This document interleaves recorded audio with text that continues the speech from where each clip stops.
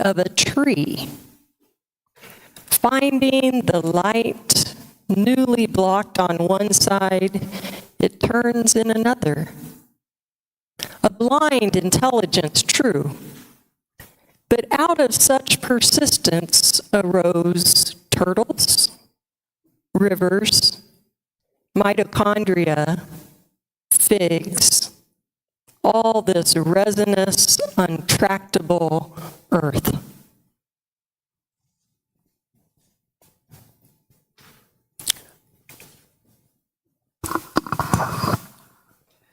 We now invite you to rise in body or spirit for our chalice lighting, our opening hymn, and our spoken affirmation. Our chalice lighting words come from Michelle Collins. Today, let us embody resilience together, not as armor, but as the soft, stubborn practice of returning to ourselves, to one another, to the work of love. Please join now in singing our hymn of the month for February, number 146, Soon the Day Will Arrive.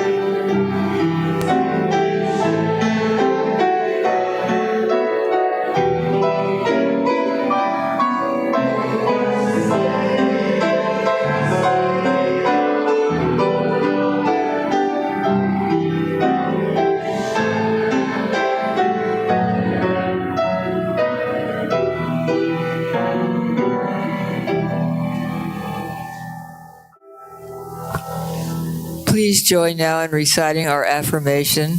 The words are in the order of service and also projected on the screens.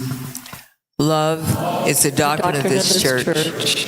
The quest for truth is our sacrament, and service is our prayer. To dwell together in peace, to seek knowledge and freedom, to serve others in community, to the end that all souls shall grow into harmony with creation. Thus do we covenant with one another. Please be seated.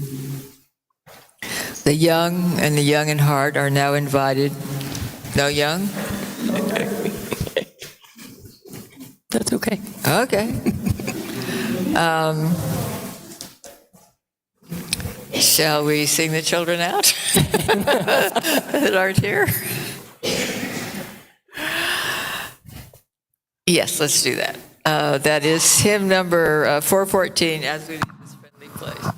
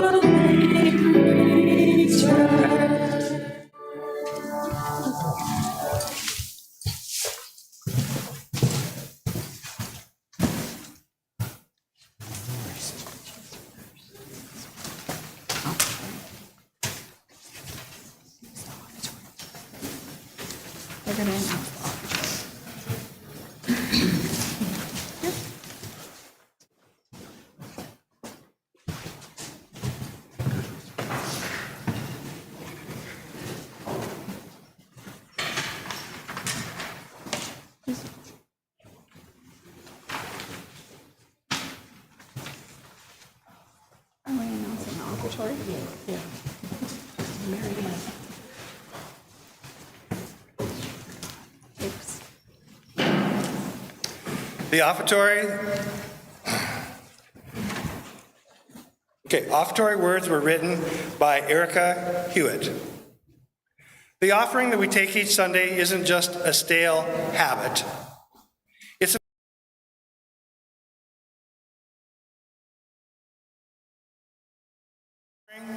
It's an affirmation, a yes.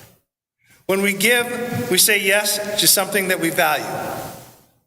With our gifts freely given, may we say yes to the values of our faith. May our offering help us to practice Unitarian Universalism within and beyond our congregation as tools to empower our mission.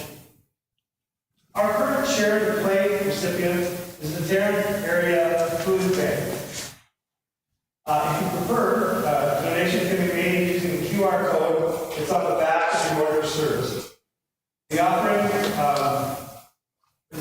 along with Tarrant Area Food Bank, we're also doing a fundraiser for our food drive for the Eastside Ministry. So there's a little table out the hallway that has food on it. Soup, $1. Oatmeal, $1. Put $1 in the donation box and fill up the cart. Or put $20 in the donation box and put 20 cans of soup in.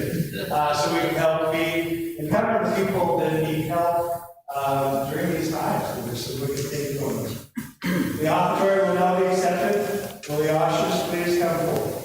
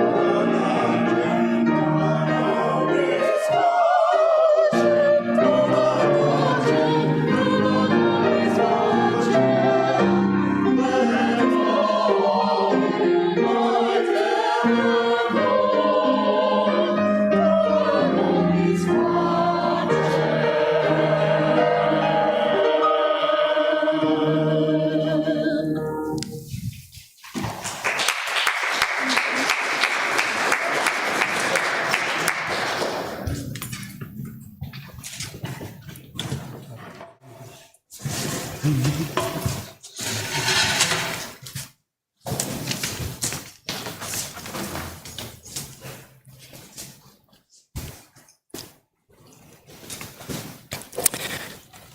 you, choir and Misha. How beautiful.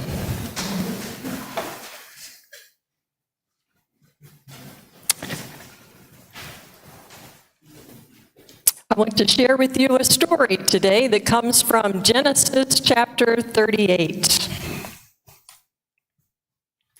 Now, it happened at that time that Judah married a Canaanite, and they had 3 sons, and those sons' names were Onan, and Shelah. And when the time came, Judah took a wife for his firstborn son, and her name was Tamar. But died. So Judah said to his second son, Onan, "Go into your brother's wife and perform the duty of a brother-in-law to her, and raise up offering for your brother." But Onan did not treat Tamar that way, and he ended up dying. So Judah said to Tamar, his daughter-in-law, "Go and remain a widow in your father's house until Shelah, my son, grows up." For he feared that he would die like his brothers. So Tamar went and remained in her father's house. Now, in the course of time, the wife of Judah also died, and then Judah decided to go up to Timnah to have his sheep sheared. And when Tamar found out that her father-in-law was going up to Timnah to have his sheep sheared, she took off her widow's garments and covered herself with a veil, wrapped herself up, and sat at the entrance to Enaim, which is on the road to Timnah. And for she saw that Shelah had grown up, and she had not yet been given to him in marriage. Well, when Judah saw her, he thought her to be a prostitute. And so he turned to her at the roadside and he said, "Come, let me come into you," for he didn't know that she was his daughter-in-law. And she responded, "Well, what will you give me?" And he answered, "I will send you a young goat from my flock." And she said, "If you also give me a pledge until you send it." And he asked, "Well, what pledge shall I give you?" And she replied, "Your signet, your cord, and the staff that is in your hand." So he gave them to her and went into her, and she conceived. Later, when Judah sent his young goat by a friend to return the pledge to Tamar, he did not find her. And he asked the men of the place, "Where is the cult prostitute?" And they said, "No cult prostitute has been here." So he returned to Judah and said, "I've not found her. No one knows about this person." And so Judah replied, "Well, let her keep the things as her own, or we'll be laughed at." Well, it was about 3 months later. And Judah was told, "Tamar, your daughter-in-law, is pregnant." So Judah, responding with anger, said, "Bring her out and let her be burned." And as she was being brought out to be burned, she sent these items and said, "The man to whom these belong is why I am pregnant. And please identify these: the signet, the cord, the staff." It was then that Judah identified them, and he said, "She is more righteous than I, since I did not give her my son, Shelah." What a weird story. I told Julie it was gnarly. What a gnarly story. We'll try to unpack it in a minute.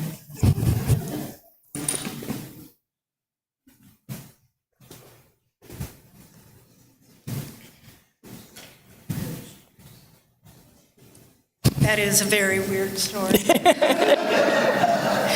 I agree.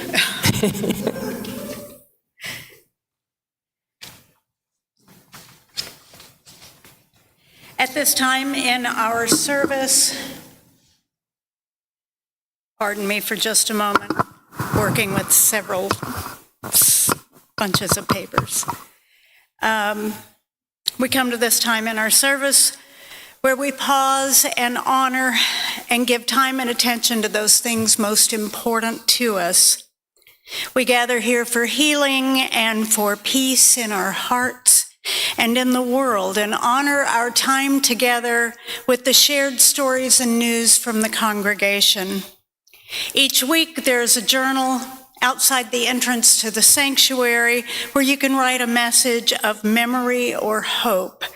We honor these messages by lighting these 3 candles next to our chalice. Also, at any time during our service, you are welcome to come forward and light a candle in our meditation center here to the side of our chancel. Today, from our book of memory and hope, we include the following. The first, I'm going to edit down to 2 words, Talarico 1.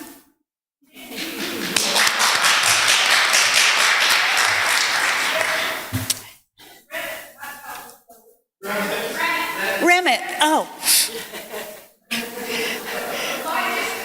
Thank you. Thank you. And we have a message from Joe Burnham. Dearest friends and church family, I have lost so many people, 2- and 4-legged, this past year. I could not have survived without your love and support. Thank you from the bottom of my heart. Love, Joe. We also have a letter that the worship arts team would like for me to read to you.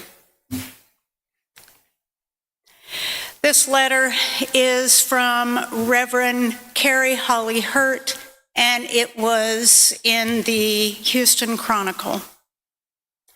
I am a Unitarian Universalist minister in Austin, and like hundreds of clergy from all faiths and from around the country, I answered the call to come and bear witness in Minneapolis last week, to see what it looks like when U.S. Customs and Immigration Enforcement floods a community with violence and how that community responds. The whole country has now seen videos of Federal Border Patrol officers killing Renee Good and Alex Preddy. We all know now that every day Minnesota residents are working together to support each other, and that means they are often in harm's way. But going to Minneapolis showed me that their resistance isn't limited to big, dramatic moments on the street. There are hundreds of small things to do, too. I'm sorry, there's a spider on the... Thank you for your patience. There are hundreds of small things, too, that the people of the city have banded together to do for each other. That care is the foundation of the resistance. The call I responded to came from March, a multicultural and anti-racist organization of clergy and faith leaders who work for freedom and liberation in Minneapolis and St. Paul. This amazing organization has been at work for many years and through many crises. Now, in just 6 short days, it created opportunities for hundreds of us to come to their city, learn, train, and see for ourselves what Minnesotans are dealing with. We heard firsthand accounts of everyday people patrolling and advocating for their neighbors as ICE descended on them. One woman told us that the day before she had responded to an alert that ICE officers were trying to detain a pregnant woman. She rushed to the site and asked ICE to hold off until the woman's attorney arrived. ICE agents responded by repeatedly tear gassing her. For the people who have stepped up in the last 50 plus days that ICE has occupied Minnesota, this kind of horrible story has become common. We also heard stories of people organizing to help meet basic needs like food, diapers, medication, and rent, because to be evicted in negative 20 degrees is a death sentence. Some people organize car rides for kids so that they can get safely to and from school. Others do neighbors' laundry so they won't have to risk being taken or harassed at the laundromat. One woman explained that she was late to our training session because she'd had to pick up and deliver donated breast milk to give to an infant. After detaining the mother, ICE officers had left the baby in a car. Against a backdrop of Border Patrol's officers' violent, cruel, and unconstitutional acts of ICE officers, regular people like these are working to meet basic needs. On Friday, while over 100 of my brave clergy colleagues were being arrested, protesting at the Minneapolis-St. Paul airport, I volunteered at Pastor Sergio Amazuca's church, Dios habla hoy. Pastor Amazcus said because of the crackdown, many people, including citizens, are terrified to leave their homes even for groceries. A few weeks ago, the church aimed to supply around 10 families with food for a few weeks, but now, astoundingly, it is serving around 30,000 families. This modest church is using almost all of its space to store and organize food, diapers, and hygiene products. More than 4,000 volunteers have packed boxes and delivered them to those who need them. My wonderful friend and I stuffed toilet paper into bags. We put food into a rotating line of large boxes. We acted as part of a human chain, moving these boxes out of the sanctuary and into the loading dock. It was normal, everyday work, but the scale and the purpose was unlike anything I had ever experienced. It was people who just said yes, a very holy yes, to doing whatever it takes to help their neighbors. And that is why, even after the killings of Renee Good and Alex Preddy, even knowing that our government is protecting the brutality and running roughshod over our Constitution, I have hope. I have hope because all of us can give that holy yes.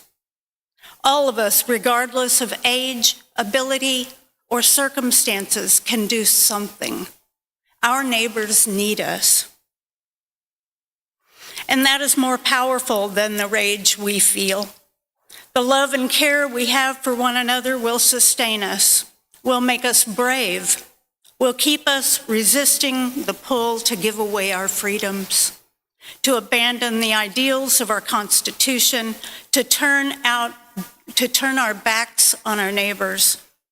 I know that in the days and months to come, we will all be given the opportunity to answer the call to be with and for one another.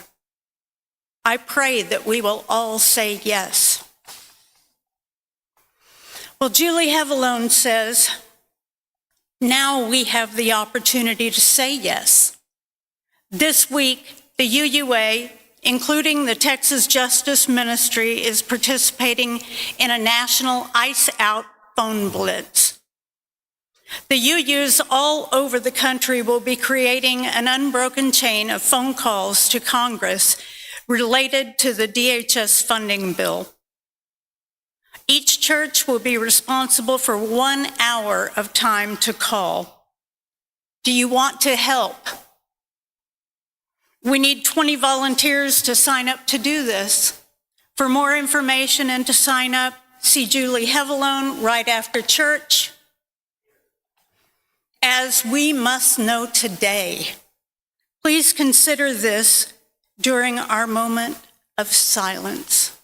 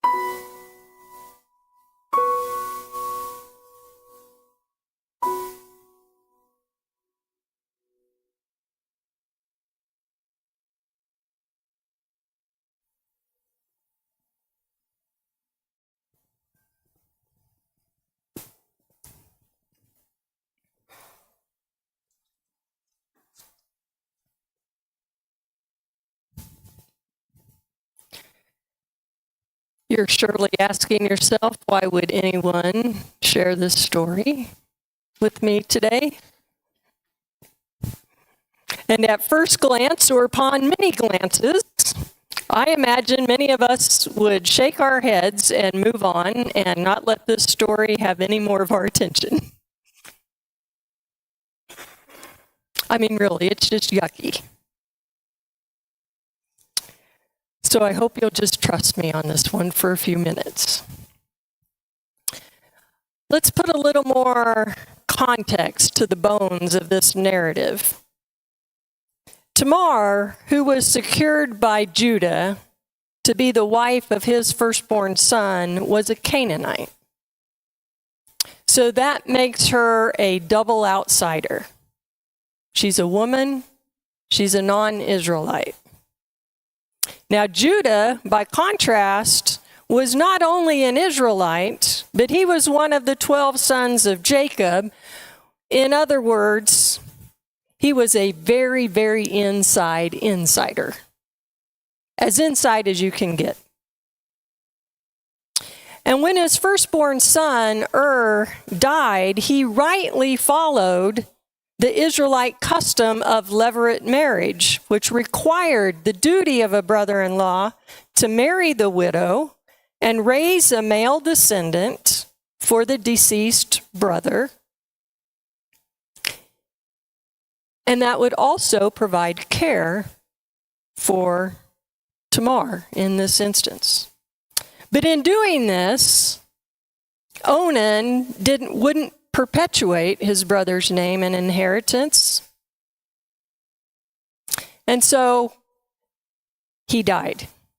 So now we've got two sons that have died. And of course, Judah imagined Tamar to be the reason. So he decided he'd had enough of that law. And so instead, he would protect his remaining son, and the way to do that was that he ordered Tamar to return as a widow to her father's house.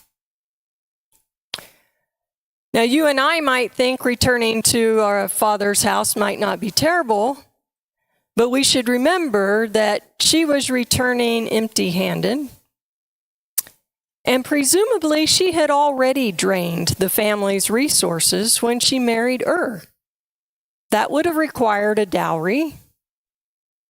And now she's back home, but she doesn't have a husband, she doesn't have a child, she has no prospects for her future, and she's another mouth to feed. She was most likely a prisoner in her family home. And it was then, when she was at her very lowest, that this small opportunity for liberation emerged. That's when she hears that Judah is on his way to have his sheep sheared. Here's her opportunity. So she removes those widow's clothing that she had been told she had to wear. She put on a veil. She went to the crossroad where she knew Judah would have to walk in order to get to where he was going.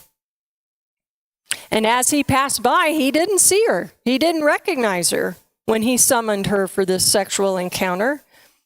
I imagine that he saw what he wanted to see. And he assumed her to be a prostitute and secured her services. But it's at that point that she so shrewdly gets those items for payment. The signet, the cord, the staff, all those things that would identify him.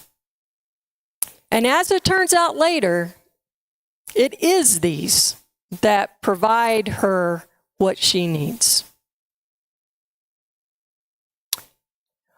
When Tamar, but first, when Judah learns that Tamar has the goods on him, when he's told his daughter-in-law is pregnant, his initial response is harsher than the law required. The law required stoning for a pregnant woman who wasn't married. That wasn't good enough. Judah wanted her burned. And it's at that very instance that she has these items that she's able to secure and implicates Judah at that point, in which he finally says, she is more right than I. Now, I know that sacred texts don't often encourage readers to use our imaginations and to get into stories, to really kind of delve into their texture and tone. But I kind of do it anyway. Maybe just kind of part of my own determination to push back on some of these stories. Maybe even to call into question the reliability of the narrator. Or maybe just to help me see what might be there if I'll just spend a little more effort. So with that in mind, I want to kind of try to peel back another layer or two. For example, when Tamar initially does what she's told and returns to her father's house and remains in those clothes of mourning, I wonder how that felt to her. Did she feel like a failure? What was it like to be in perpetual mourning under control of someone else who's not invested in your well-being? And if this was a financial hardship for her family, I imagine it was because they had already provided a dowry and probably didn't have the resources that they needed to welcome her. So did she feel like she had lost her ability to live up to society's expectations? And here's the thing too, since 2 of her husbands had died, maybe she doubted herself too. Was she really the reason? However she must have felt, we do know that she decided not to stay there. When the time was right, when she had the opportunity, she did what she had the power to do. And I imagine that required some courage, that action required some time and preparation for her. So I'm kind of filling in where the narrator of our story chose not to suggest that she probably used her time wisely, that she would have evaluated her situation, weighing her options carefully. What would happen if she did nothing? What might happen if she changed her situation? Was she willing to take the risk? I kind of don't think this kind of reflection, this depth of analysis occurs without taking time, without clearing our minds and hearts and being able to see this stuff. And then once she made up her mind to change her situation, she dressed for success. Right? I mean, the narrator tells us that she removed her clothes of mourning and she put on a veil and wrapped herself up. If you read the commentaries, most readers and interpreters have been content to assume that she wanted to be seen as a prostitute because she puts on a veil. But I wonder if we should be a little more cautious about that assumption and consider that perhaps Judah just saw what he wanted to see. At any rate, as it turns out, it's in that situation that Tamar moves from being a victim of patriarchy to a survivor. Now, this encounter with Judah happens at a crossroads. It's a geographical crossroads. And it's easy to read past that detail in the story, but I want to lean into it for a second. Why would the narrator take such pains to tell us that it's at a crossroads? Can we gain anything useful by reflecting on an image of a crossroads as perhaps inspiration for resilience? And maybe more to the point, as inspiration for embodying resilience. What does it mean for us to move our bodies to places of buoyancy, where recovery is possible, where we are enabled to adjust to life's changes? One dictionary that I consulted says that resilience is the power or ability of a material to return to its original form or position after being bent, compressed, or stretched. Maybe this is the appropriate time to mention that Tamar's name means palm tree.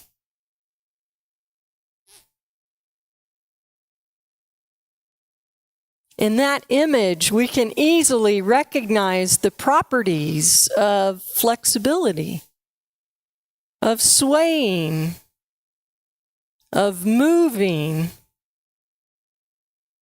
pliancy.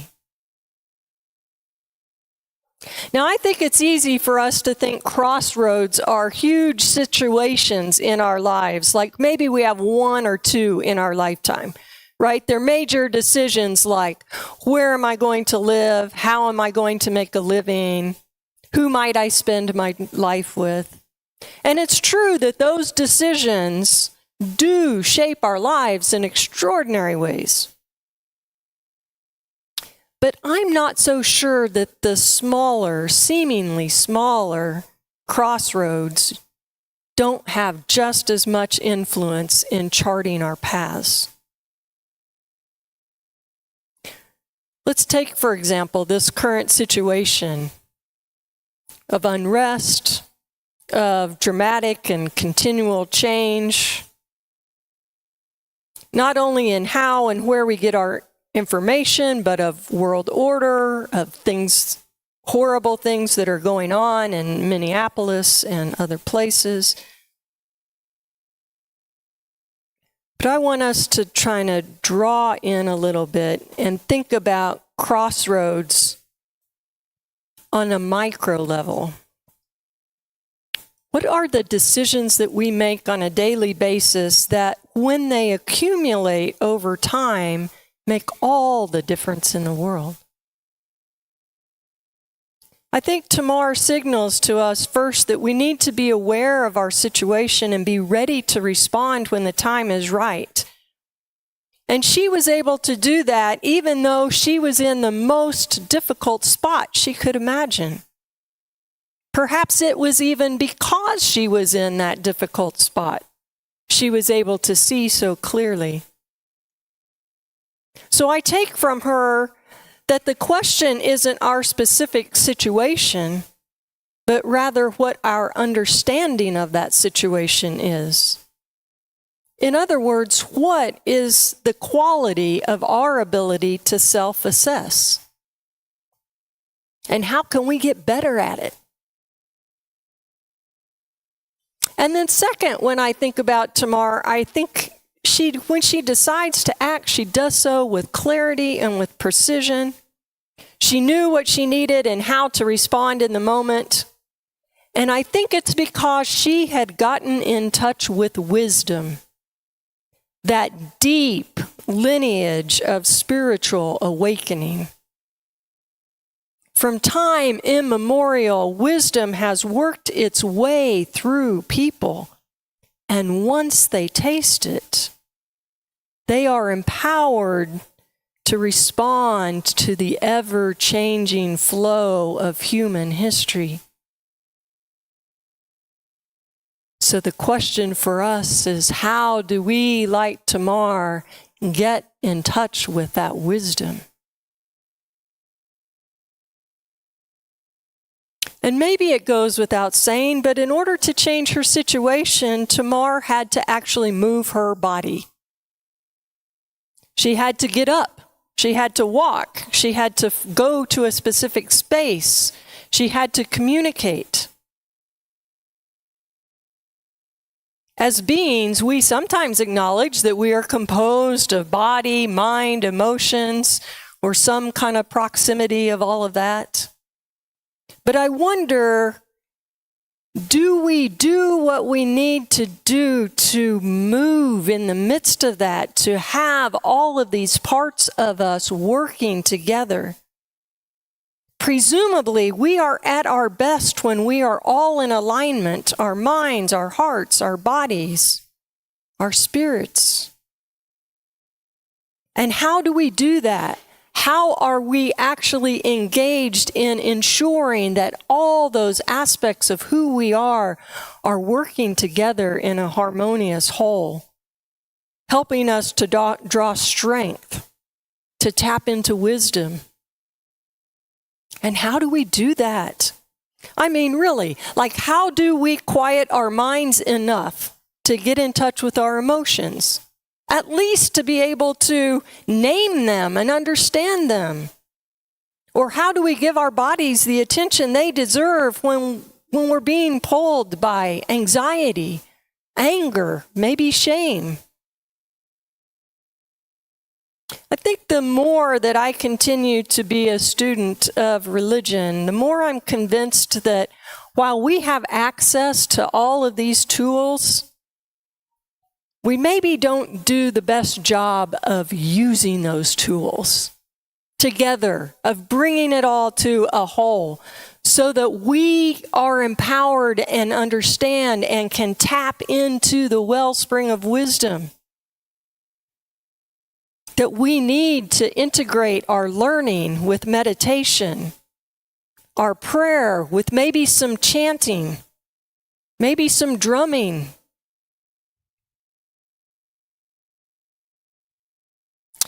So this narrative, as kind of yucky as I think it is, does show us an interesting contrast of responding well and responding poorly. Because Tamar was not the only one at the crossroads. Judah was there too. But she was there having come from a place of wisdom. He was there having come from a place of power and privilege.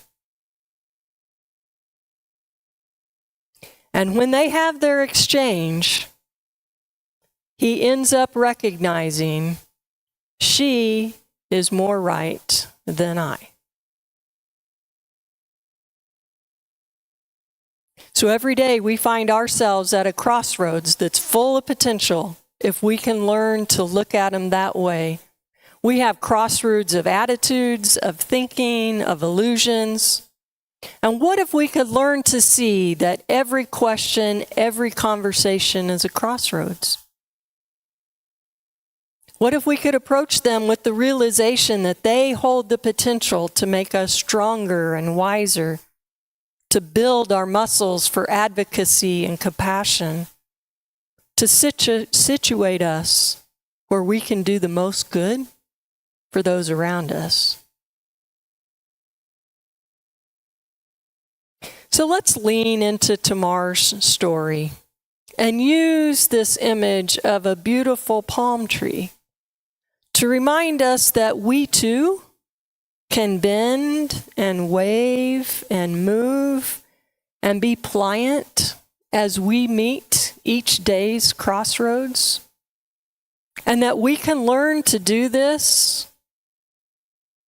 by integrating all of who we are. And we may need to kind of step out of our comfort zones in order to learn how to do that drumming, or to go on that walk, or to try on that meditation. But if we do that, I think we will learn that not only will we not break, but by our presence, we can extend resilience beyond ourselves to all those others who are in need. And surely, this is the reason for wisdom herself. Amen. Let's sing together our closing hymn. It's number 168, One More Step.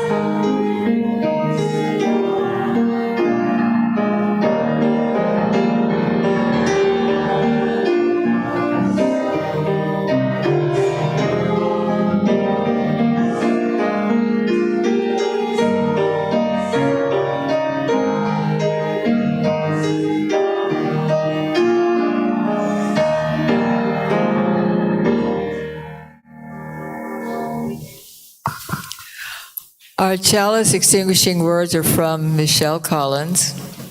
The flame is gone, but its heat lingers. Carry that warmth into the uncertain hours ahead, soft, persistent, alive, beneath whatever the world may bring. following the benediction, I remind you that there is time for food and fellowship, so stay around for that. Friends, go in the hope of holy presence. Amen.